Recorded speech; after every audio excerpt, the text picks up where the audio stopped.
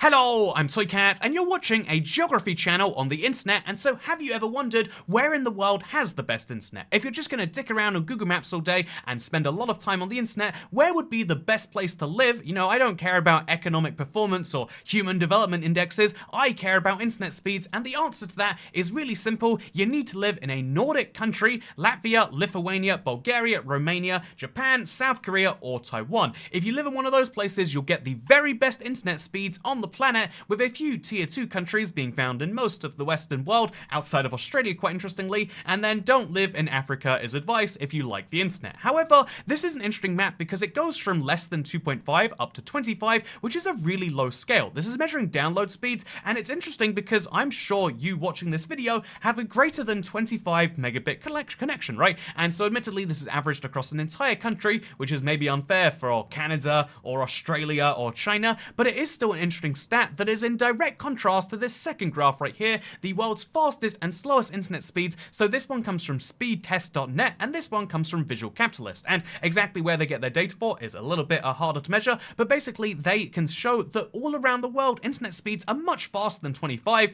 We've got 211 in Liechtenstein, we've got 191 in Iceland, and then also on the upper end Yemen has 0.7 and Timor-Leste's 1.3 is their average fastest internet speed, which is absolutely fascinating, right? And there's this second map which is more interesting because it zooms into Western Europe where the fastest speeds generally are found, and it claims that Jersey has the fastest internet speed out there. And so this is, I guess, at first, before we talk about internet and the weird world of undersea cables that powers it, because did you know, I just one of the things I found while looking around was apparently this guy. But one of the things I found while looking around was the fact that the first undersea cables were actually laid by the British Empire back in the day to connect the empire, which, unlike most empires which are connected by land, most historical empires have been directly contiguous with each other. That's why, Russia gets to be the size it is today, because it's still contiguous, whereas the UK is now split up from its former possessions. You can make some colonialism point right there, but we're not there to make it. Instead, there to say that the UK connected itself up using all of these cables, which is fascinating. But first we have to dive into a little bit of maybe some media bias. This is speedtest.net results, and this is a Visual Capitalist graph. So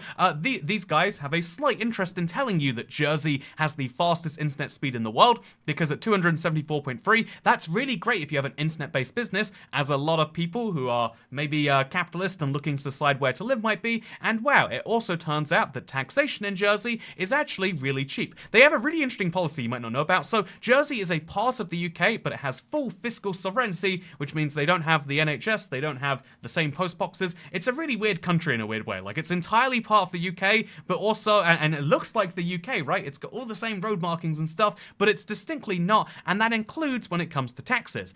The income tax in the country works very interestingly, in my opinion, because you pay a income tax on a worldwide income, but it's 20% on net income after all allowances. But you only pay it on the first £850,000 of other income, and then after that it's charged at 1%. It is a regressive taxation system. Obviously they have things to balance that out for low-income individuals, but it's one of the very few systems in the world which doesn't even claim to be progressive. It is actively regressive, and it's also really, really cheap. Like, even if you're a low-income person, 20% is way less than you'll pay in most developed nations, and so that's absolutely fascinating, right? Anyway, with that said, the 20% was actually, by the way, set by the occupying Germans during the Second World War, but again, it's not entirely regressive, it's just partially regressive. And so, they're saying the quiet bit out loud that they'll actually tax that way, and that's why a place like Visual Capitalist might try to inspire you to live somewhere like this. Their big motto as a place is go where you treat it best, and they'd like to help you immigrate to places like Jersey or Luxembourg or Liechtenstein, and maybe you could do that. But so this graph right here comes from Speedtest, and this isn't entirely accurate either. There's a slight bias here towards over-reporting, great places for taxes, and over here there is a bias towards, well, who really goes to speedtest.net to test their connection? It's people who have abnormally slow connections who are wondering, like, why is this so slow? And people with abnormally fast connections who are like, yeah, let's see how fast it is. I pay for 500, I better be getting 500. And so most normal people don't speed test themselves. I haven't done it in over a year, and so I don't contribute to the UK's number, which is why it says it's 20, even though it's clearly not. And so there's a lot of problems with trying to average an entire country this way, but it is an interesting fact, right? And one of the factors that leads to this, at least according to the graph before, is there's 4 key factors. Infrastructure, obviously, if you use light instead instead of, so there's two ways to transmit data. Because here's the interesting thing, you know, I'll admit I technically, I did computer science at college, so I'm sorry if this is too much or too boring, but I love to nerd out about every single thing you're seeing in this video is just ones and zeros, right? Everyone knows that bit, but the way you transmit a 1 and a 0 is a signal is on for 1 and it's off for 0. You do that multiple times a second, on, off, on, off, on, off, on, on, off, off, and you can do that to transmit even the millions of ones and zeros that are required to take each frame of this video. So you can do that with electricity, but electricity is really slow to turn off and on, whereas light can be turned off and on, you know, billions of times a second if you have the right cables, which is why quality of infrastructure matters.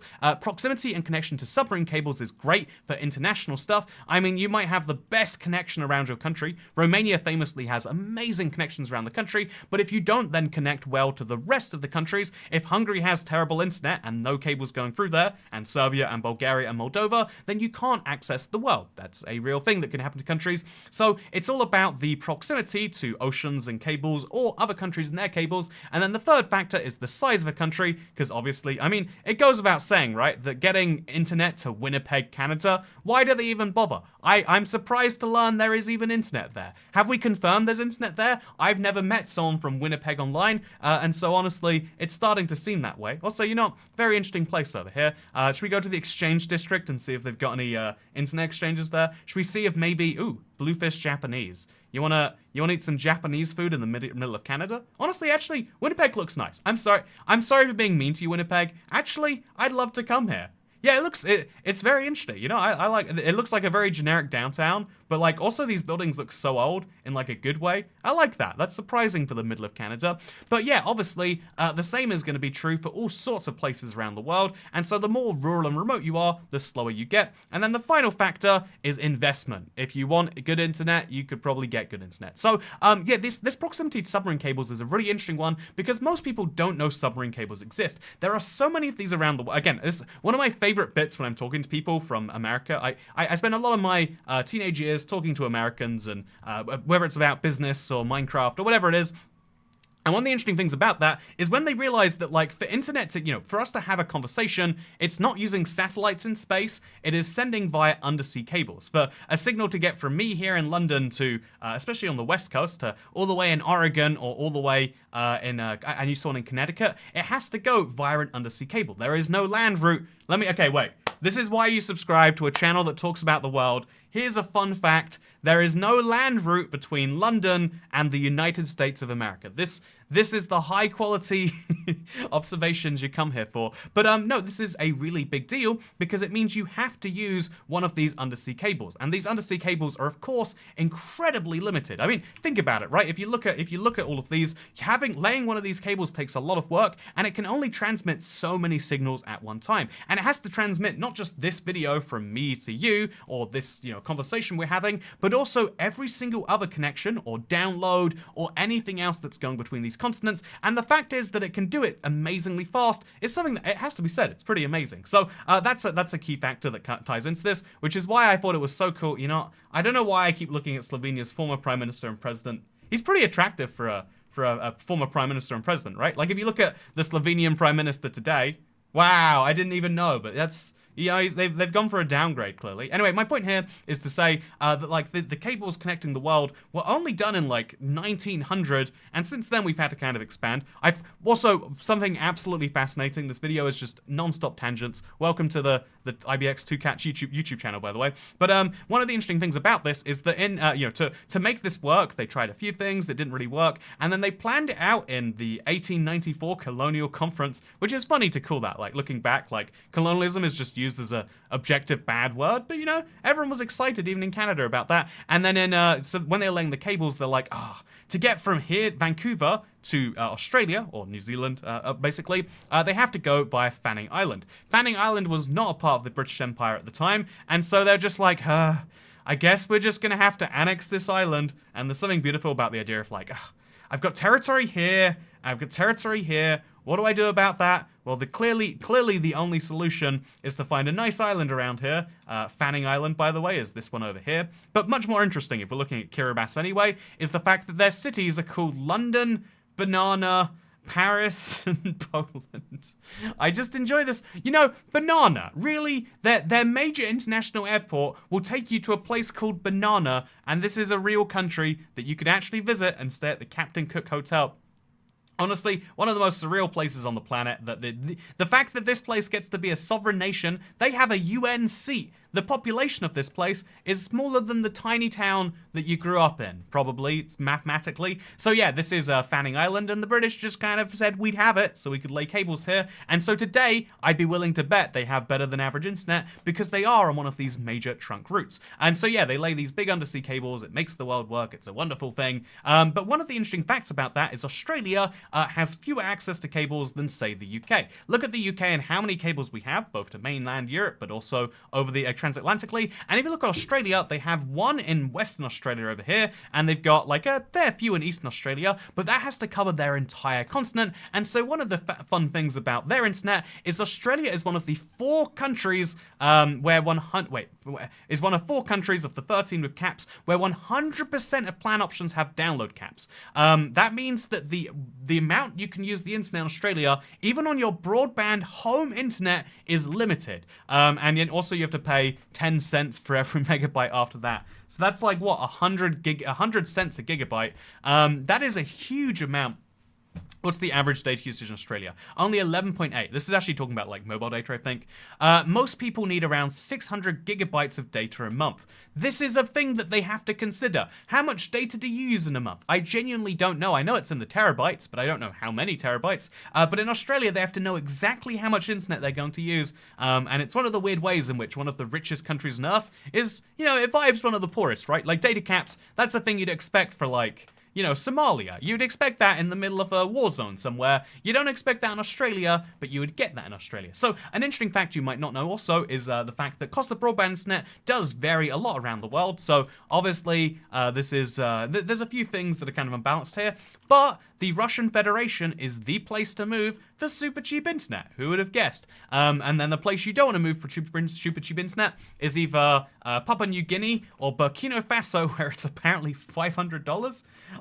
No one's paying that, right? And then Vietnam, it's also supposedly pretty expensive. Yeah, this is one of those things that's kind of subjective, because ultimately, whenever you look at any of these maps, you're doing the thing where you take an entire country's data and you try to loop it all together. Isn't it unfair to say that the UK has 22 megabytes of average download because some fella in rural Scotland, I live in Anat, I do. Okay, no one lives in Anat. There's literally 0 people. Some fella living in, I'm just gonna go somewhere where people actually do live apparently. Some fella in South Ladag.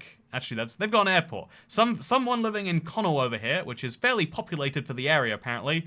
This guy right here has internet speeds of 10 megabytes down because he lives in the middle of nowhere. How do you get a cable out to him? It's quite hard, I imagine. So he has to get an internet speed of 10 megabytes, and he drags down the average. Whereas if you live in London, the vast majority of the city, by being, like so many millions of people living in a small space, the vast majority of the city has gigabit internet. In fact, I was quite surprised to learn after moving here that if you look at community fiber, it's a very common, I don't know why they're called community fiber. Are they based on community, or is it just a fun name?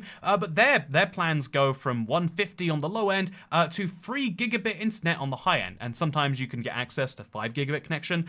3 gigabit internet, though, for £49 a month. That is about $60 at current prices. So on this map right here, that technically would put us in the same category we're in right now. But to get 3 gigabytes for $60 versus clearly paying less than $20 for less than that, is that a fair comparison? I don't know for sure. All I know is that internet is one of the hardest discussions to actually have, because averages don't really work because of how different things can be. But then you could argue every fact is false. I mean, can you look at a GDP map of the world and say that averages don't really work?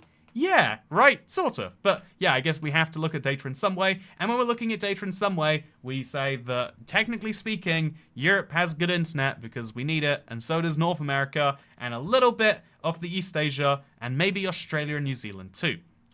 Anyway, speaking of, actually, just before we go here, what's my internet speed like? I don't know. So I'm going to do the boomer thing where I Google the URL of the website, and we're going to find out right now with you. So I'm going to realize that I'm accidentally showing my IP address and maybe blur that, and then I'm also going to connect to, oh, that's Community Fiber. Wow, they run the speed test servers apparently, and we're going to see what the speed is. Do you want to know my location? No, you can't have that. I hate how websites are like, yeah, I want to know where you live. You gotta give me a reason. You don't just get to know that information, friends. But you can see how my ping is 2 ms, which means I can connect to their server. Wait, my ping is... Have we got a ping yet? I thought that's that, but that's idle latency. I get 300 megabyte bits of download. I live in an area where there was no internet before. There was only phone cables before I moved here. I live in a big city, and so the internet speeds here were like 2 megabits before. Now it's 300, and I get 47 upload. Is that good? What internet do you get, internet? I would love to know what speed you're getting. And is my ping 2? It doesn't say, right? It just says ping ms. So anyway, with that said, I hope that you found this video to be interesting. If you did, then I don't know. Maybe you're on the internet too much. But if you're on the internet too much, maybe you should consider subscribing to the channel. And if you're on the internet too much and have a little bit of money you'd like to use to buy me a kebab, then sign into Patreon. Apparently I haven't used this tab in so long that it signed me up. But go to patreon.com/toycat and buy me a kebab. I've been buying some nice kebabs recently. I was walking down the street for lunch today. I was just, going for a walk down the street as you do to think about ideas. And while I was walking down the street, a woman was just eating a kebab while walking her pram down the street. And I realized, like, whoa, you can just have a kebab in the middle of the day. No one can stop you. And just remember, you're on the internet. No one can stop you doing whatever you want, and that includes buying a kebab. Anyway, thank you very much for watching. Hope you enjoyed, because I'll see you in the next one. Unless, this person could have a kebab in their hand. What can I do about it? What can Google do about it? What can the police do about it? I tell you, unless he's protesting something about kebabs, I'm sure they won't have anything to say. Anyway, yeah, thank you very much for watching. Hope you enjoyed, and I'll see you in the next one. Should we just go for a little walk around London together? Would you like that, internet? Let's just go. I smash. I certainly do. That's what I hope you all say about the like button on this video. There's no benefit to me for getting likes. You don't have to. I won't even encourage it. Go do what you want with the rest of your day. Don't waste 5 seconds of it hitting the like button. Go do something more fruitful, and then I don't know. Come back here tomorrow or next week for a video about how there's going to be World War III, but it's okay because the price of Five Guys has stayed pretty consistent. Go say something about that. Anyway, thank you very much for watching, and I hope you enjoyed, because I'll see you in the next one. Goodbye. Happiness is where the happiness just around the corner. I don't believe that's a happiness store. I don't believe there are happiness stores. The only happiness store is when you come to the 2Cat YouTube channel and I go for a walk through London, right? Anyway, yeah, I think I'm going to do a live stream soon, actually, of just walking around some big cities. I think that'd be fun. So come join me for that. Or don't, be your own boss.